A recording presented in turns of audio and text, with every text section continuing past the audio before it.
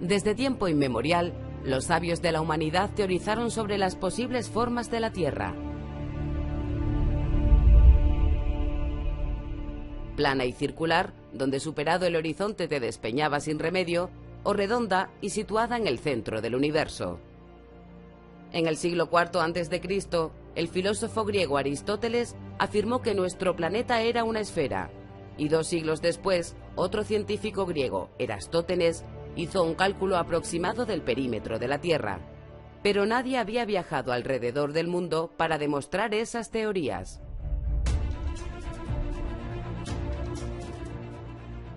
Se creía que más allá de las Islas Canarias, un inmenso océano, un Atlántico plagado de peligros, separaba a Europa de Asia de manera insalvable.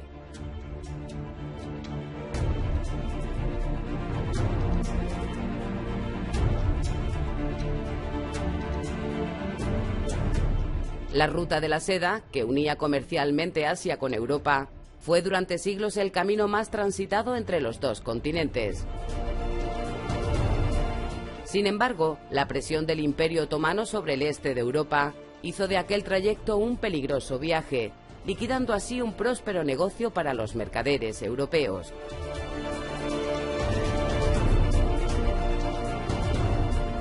Solo quedaba buscar una ruta marítima por el inhóspito y desconocido Atlántico.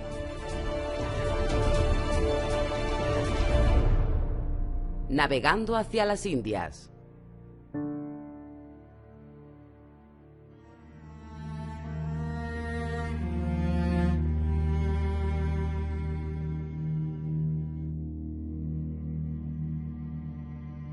En el año 1453, el sultán turco Mehmed II tomó la ciudad de Constantinopla, acabando así con el milenario Imperio Romano de Oriente. Lo importante de esto es que se corta una ruta comercial que había nutrido de productos como la porcelana o la seda o las especias a Europa. Es decir, se corta la famosa ruta de la seda que conectaba el lejano Oriente con Europa. En la península ibérica, los reinos castellano y portugués estaban inmersos en la guerra de sucesión entre Isabel la Católica y Juana la Beltraneja. En el año 1479 se firma la paz con el Tratado de Alcácovas-Toledo. Este pacto puso fin a la guerra de sucesión castellana, pero también se acuerdan otros temas de carácter internacional. Portugal cede la plena conquista de Canarias para Castilla, también cede la ciudad de Ceuta, pero a cambio será Portugal la única que tiene la exclusividad de llegar hasta China, hasta la India, circunvalando África. En 1488, los portugueses alcanzaron el Cabo de Buena Esperanza. Solo era cuestión de tiempo la consolidación de una ruta por mar entre Portugal y Asia. Tal vez, tras este descubrimiento, el rey portugués renunció a financiar el proyecto de un cartógrafo genovés que propuso una ruta alternativa para alcanzar Asia: navegar hacia el oeste cruzando el Atlántico.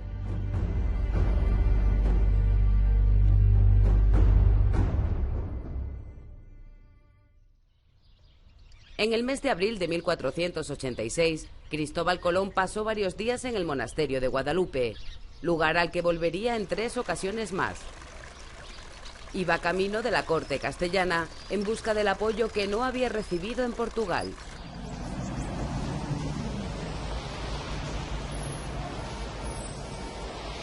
Colón consiguió que la reina Isabel la Católica se interesara por su proyecto.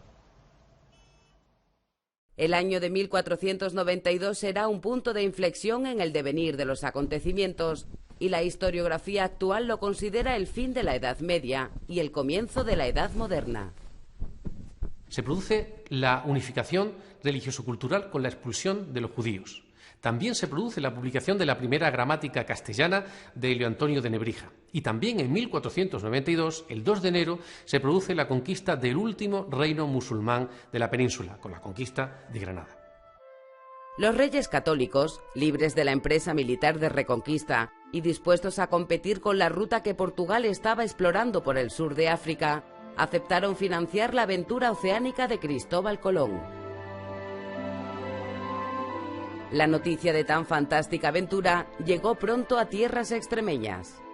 Sabemos que en la expedición descubridora iban al menos 9 extremeños, algunos de Badajoz, de Talavera de la Real, había un tal Juan de Talavera, 10 extremeños más fueron en la segunda, 6 fueron en la tercera y también un número similar en la cuarta, o sea que los extremeños estuvieron implicados en todo lo que era el descubrimiento de América desde el mismo momento de la llegada al continente americano por Cristóbal Colón.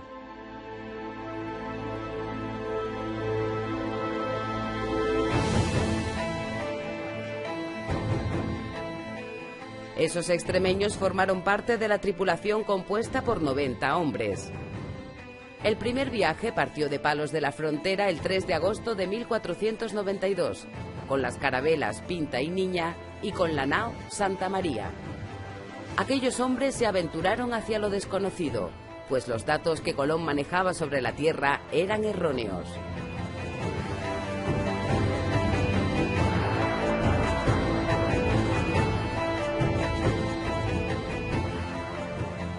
Cálculos de Colón pues fueran algo así como 10.000 kilómetros menos de los que realmente tiene la Tierra. Por eso cuando llegó a América fue, podemos decir, el mayor tropezón que se ha dado en la historia. Se encontró un continente con el que no se contaba.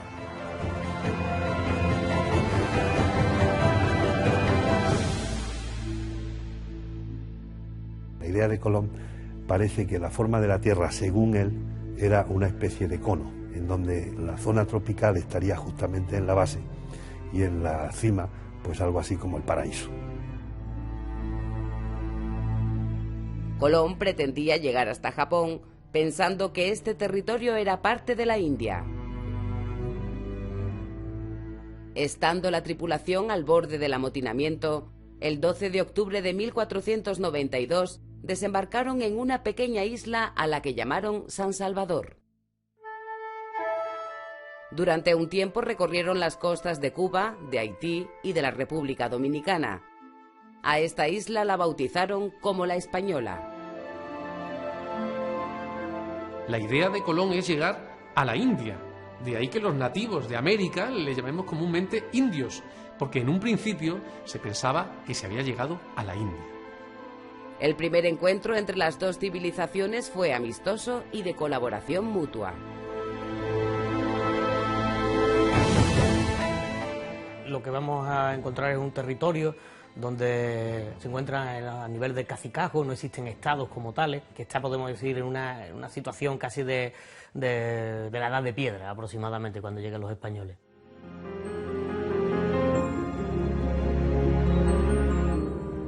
A principios de 1493, Cristóbal Colón decide regresar a Castilla.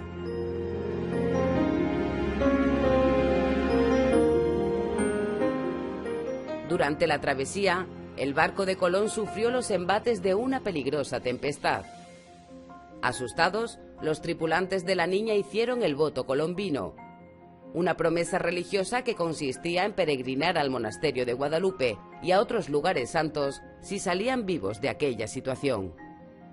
La Virgen de Guadalupe está presente en lo americano desde el propio Colón, ¿no?, que siente una gran devoción por la Virgen de Guadalupe y que a su regreso del primer viaje pasa incluso por el monasterio de Guadalupe, probablemente porque ya era una Virgen muy devota en toda la península ibérica y probablemente también porque en esos viajes descubridores y en esa conquista de América había mucha presencia de extremeños que sentían esa devoción ya por esta vocación.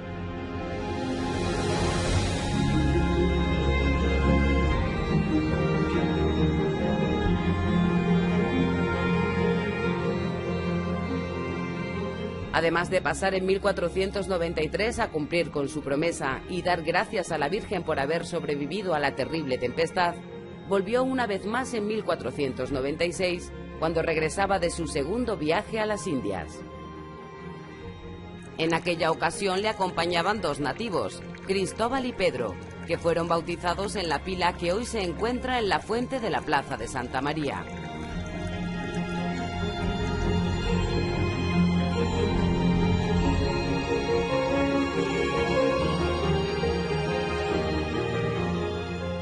Cuando los portugueses advierten que Colón ha llegado a unas tierras desconocidas, invocan el Tratado de Alcácobas Toledo, que les daba prioridad en la exploración al sur de la línea imaginaria con la que ambos reinos dividieron el Atlántico.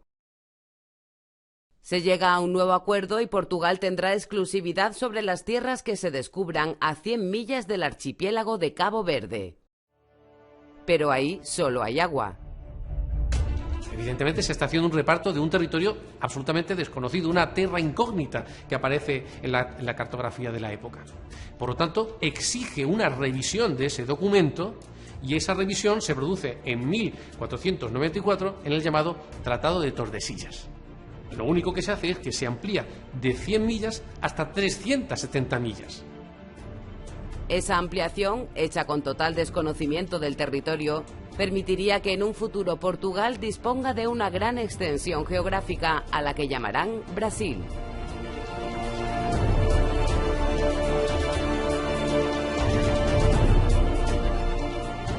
Colón realiza un tercer viaje. Sin embargo, los objetivos de hallar grandes riquezas o establecer una ruta comercial entre Asia y España se van desvaneciendo. El gobierno en la isla de la Española es un caos y los colonos acusan a Colón de mal gobierno. Colón fue detenido y llevado hasta la corte para que diera explicaciones sobre la situación en la Española. La factoría colombina había sido un verdadero desastre y la colonización americana estaba fracasando hasta el punto que los propios reyes se plantean la posibilidad de abandonar el territorio americano. La falta de actitudes de Colón para gobernar aquello. Entonces se encontró con unas amplísimas facultades que él va a manejar y que llega un momento en que se genera enemigos y al mismo tiempo la corona ha visto que ha concedido demasiadas prerrogativas al almirante. Y en ese momento deciden nombrar al comendador de Lares, Fray Nicolás de Obando, para que comande una gran armada colonizadora al Nuevo Mundo, ¿no? Digamos, confían en Nicolás de Obando, que había sido preceptor del príncipe Don Juan y que era una persona de su absoluta confianza, para que resolviera la situación que se estaba dando en las colonias americanas. Y lo resuelve con solvencia.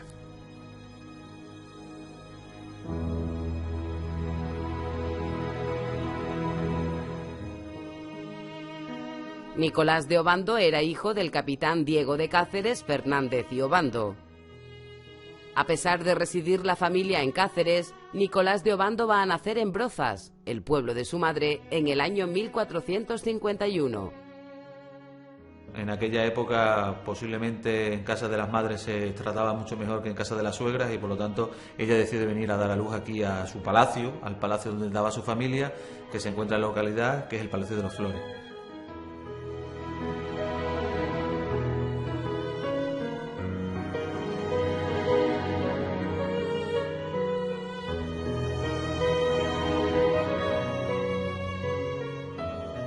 En la iglesia de Santa María la Mayor se conserva la pila donde fue bautizado Nicolás de Obando. Pero quizás lo más significativo es comprobar cómo el linaje Flores, la familia materna, ocupa un lugar destacado en la historia de Brozas. Una influencia que debió de ayudar a que su madre fuera nombrada camarera mayor de la reina Isabel.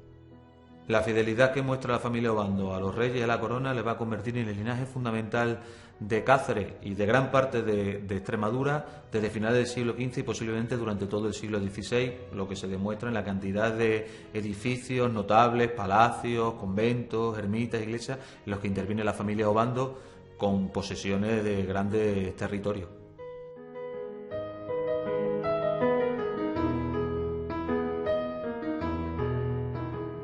El símbolo que representaba el poder de la familia Obando es el palacio que construyeron en Cáceres, conocido popularmente como Palacio de las Cigüeñas.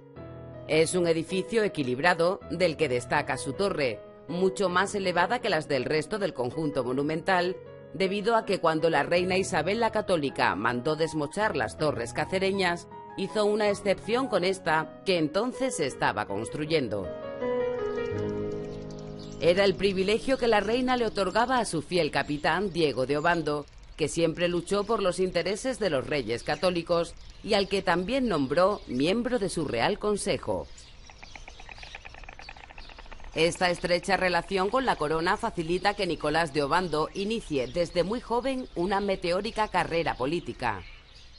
Le va a dar un privilegio fundamental, que es a nombrar a su hijo Nicolás, en primer lugar, ayo del príncipe Juan, es decir, nombra una serie de consejeros, de preceptores, para que el heredero de la corona tenga una formación muy especial, y uno de esos preceptores va a ser Nicolás de Obando, como uno de sus gentilhombres dentro de lo que es la corte.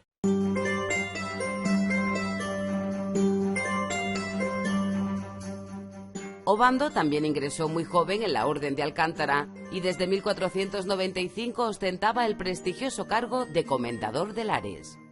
El prestigio y los méritos que acarreaba el nombramiento de comendador de Lares se suponía que era como un escalón inicial de entrada a una dignidad mayor dentro de la orden, como era la de comendador mayor. Hay que tener en cuenta que Obando no es un caballero desde el punto de vista militar, sino mucho más bien desde el punto de vista religioso. Es decir, él toma los hábitos y por lo tanto se va a convertir en una persona muy austera. Un trágico acontecimiento en la familia real va a condicionar el futuro profesional de Nicolás de Obando.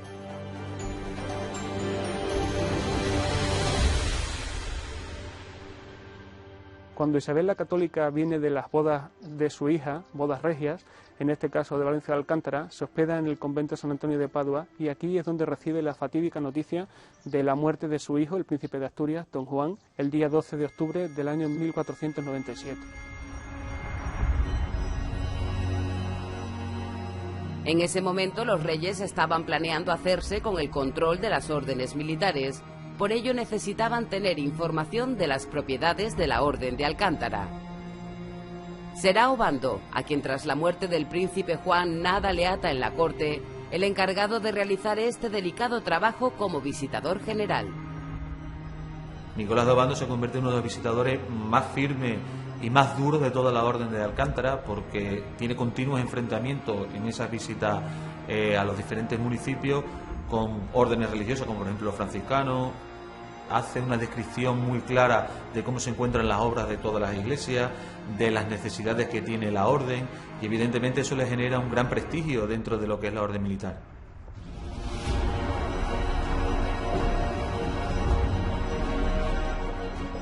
Los monarcas lo consideran hombre de confianza, un líder que sabrá gestionar el desorden que reina en la Española.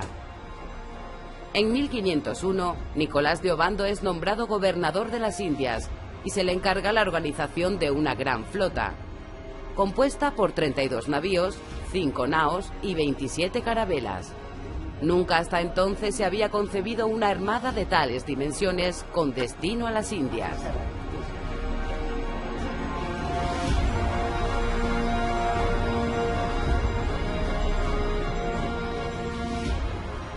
Es la primera gran empresa colonizadora. Van 1.200 pasajeros y se trasplanta un trocito de España a América, porque van de todo, van todo tipo de profesionales, van labradores, van nobles, van hidalgos, van eclesiásticos.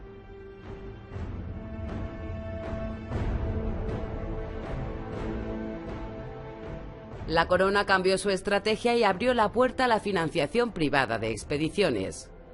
O sea que la gente, digamos, se paga su pasaje y intervienen armadores y maestres de naos, pues totalmente privados, que venden sus fletes y venden sus billetes a los pasajeros. La flota de Nicolás de Obando llegó a la Española el 15 de abril de 1502. Se cree que alrededor del 13% del pasaje eran extremeños, sobre todo de la Encomienda Mayor de Brozas. Con Nicolás de Obando llegaron muchos extremeños, la mayor parte procedentes de Brozas y las Garrobillas y de algunos otros núcleos de la provincia de Cáceres. El caso que todos estos extremeños se les termina denominando, sean o no de Garrobillas, los Garrobillas, ¿no? O sea que de alguna forma está configurada ya esa identidad extremeña dentro de la colonia, porque los extremeños eran diferenciados del resto de los colonos, ¿no?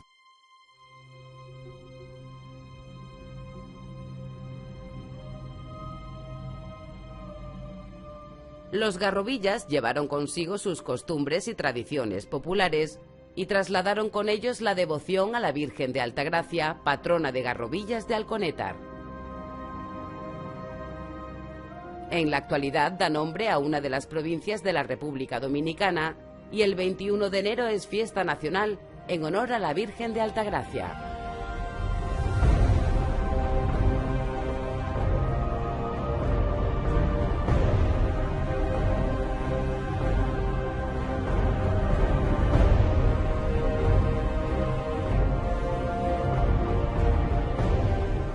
La devoción a la Virgen de Altagracia se remonta a la Reconquista cristiana y está íntimamente ligada a las órdenes militares.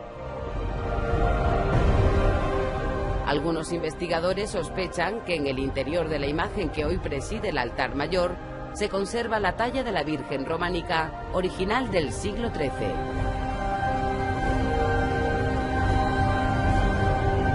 La llegada de Nicolás de Obando a la isla española supone la edificación del Hospital de San Nicolás en Santo Domingo. Se le hace una capilla cuya primera vocación es la de Virgen de Altagracia y por eso pensamos que esta sería la célula original de la que parte el culto de Altagracia en América.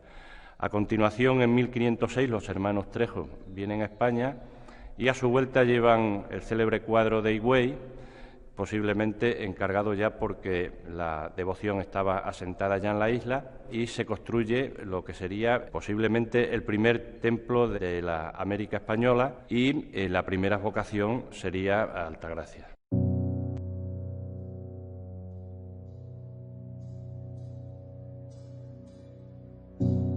En los años siguientes, más de 40 vecinos de Garrovillas de Alconétar se embarcaron en la aventura indiana.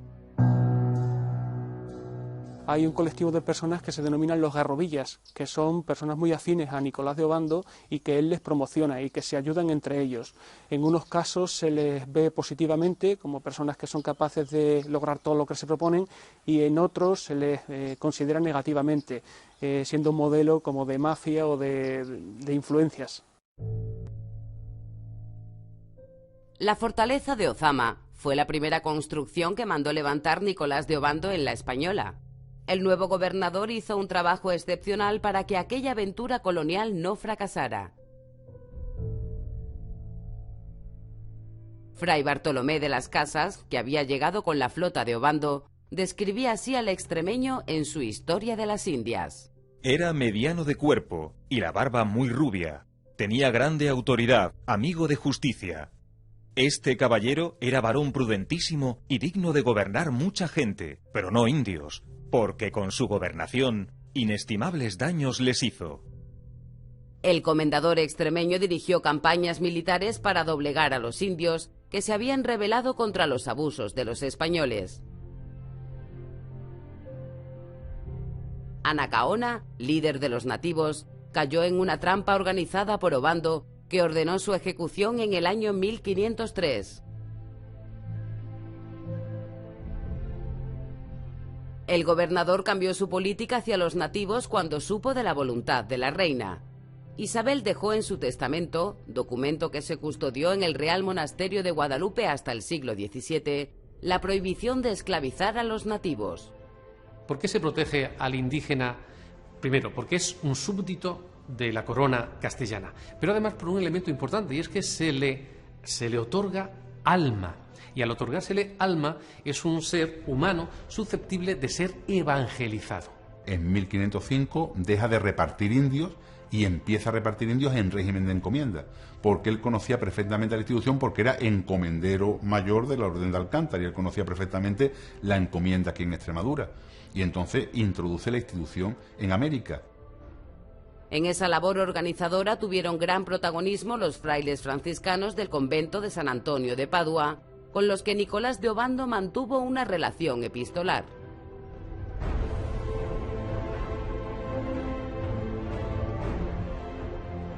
Nicolás de Obando utiliza el modelo administrativo de los conventos y también el modelo administrativo de las encomiendas para organizar lo que es la explotación en el Nuevo Mundo. En este caso se va a utilizar la evangelización y con los franciscanos se va a intentar vertebrar el territorio para que esté cohesionado y sea más fácil de administrar. La misión evangelizadora de los frailes facilitó una relación más pacífica con los nativos y Obando cambió la política de repartimiento de indios entre los colonos españoles.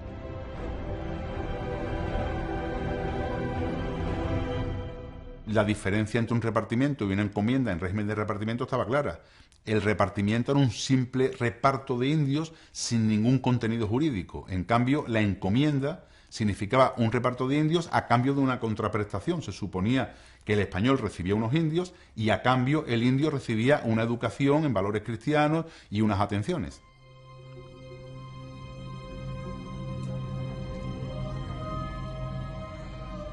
La gestión de Nicolás de Obando con el sistema de encomiendas, un método de colonización que se venía aplicando en Extremadura desde la Reconquista cristiana, empezó a dar sus frutos y la Española se convirtió en un próspero centro comercial al que iban llegando cientos de extremeños con el sueño de prosperar económicamente. En este caso, el perfil de las personas que promociona Nicolás de Obando son personas que van a hacer la conquista de América, son personas que van a obtener beneficios en la empresa americana. Son esa antigua nobleza de espada venida menos por las crisis económicas. Y entonces esto va a hacer que consideren y que consigan otra vez fortuna en América. Pronto tuvo su repercusión económica en Extremadura con el retorno de algunos colonos que habían viajado con Nicolás de Obando. Es el caso de Francisco de Lizaur. Como administrador de parte de algunos de los cargos que Obando reparte en la isla, Lizaur va a conseguir una fortuna bastante importante. Eso hace que cuando Francisco Lizaur regrese a Extremadura, regresa a Broza, contrae matrimonio con María Flores, una noble también bastante caudalada, y construye su palacio, que aún se conserva en la calle precisamente llamada Francisco Lizaur, aunque la gente de Broza la conoce con el nombre de la calle Sancho, buscando un sitio para poder medrar y para poder mostrar toda su fortuna.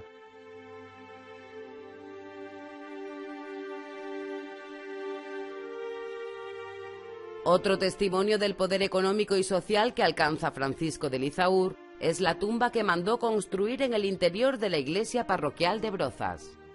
El sepulcro se diseñó para albergar los cuerpos del matrimonio y alcanzar así, juntos, la vida eterna. Posiblemente lo más curioso de esta historia es que de la unión del apellido Flores y del apellido Lizaur va a surgir el apellido Flores de Lizaur, un linaje que se va a extender por Brozas hasta nuestros días, porque aún hoy hay varios miembros de una familia que se apellidan precisamente Flores de Lizaur, por lo tanto podemos asegurar que es un apellido netamente broceño o brocense.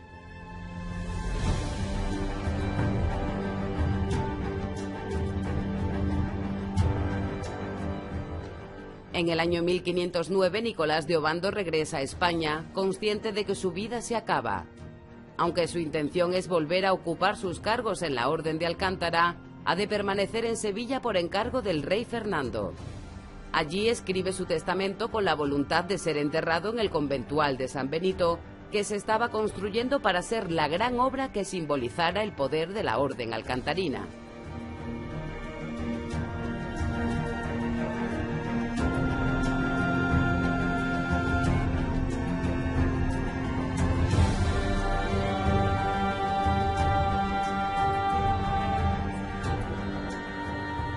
Obando también hizo fortuna, con la que financió su sepulcro en uno de los laterales de la iglesia del conventual.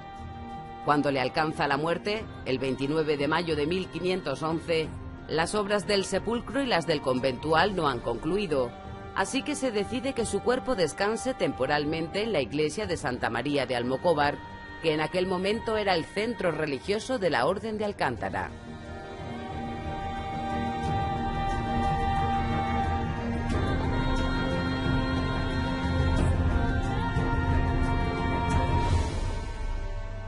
Nunca trasladaron los restos de Obando a la capilla de San Benito. ¿Qué sucede?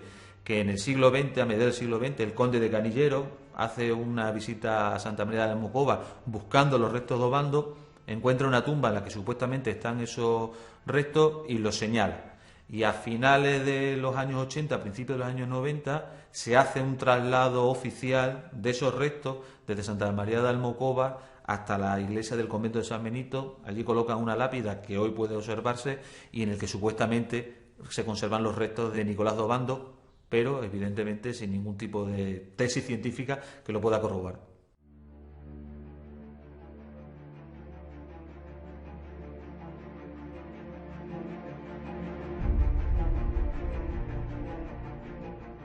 La ceremonia de traslado de los huesos de Obando de Santa María de Almocóvar a San Benito de Alcántara está muy relacionado con la revitalización que de las órdenes militares hace don Juan de Borbón, el conde de Barcelona, padre del rey Juan Carlos, que visita precisamente el conventual de San Benito de Alcántara y se hace toda una ceremonia relacionada con la traída de los huesos de Obando, precisamente para, por decirlo de algún modo, poner en valor la figura de Obando como gobernador de la isla española y sobre todo como uno de los personajes más importantes que ha tenido la Orden de Alcántara a lo largo de su historia.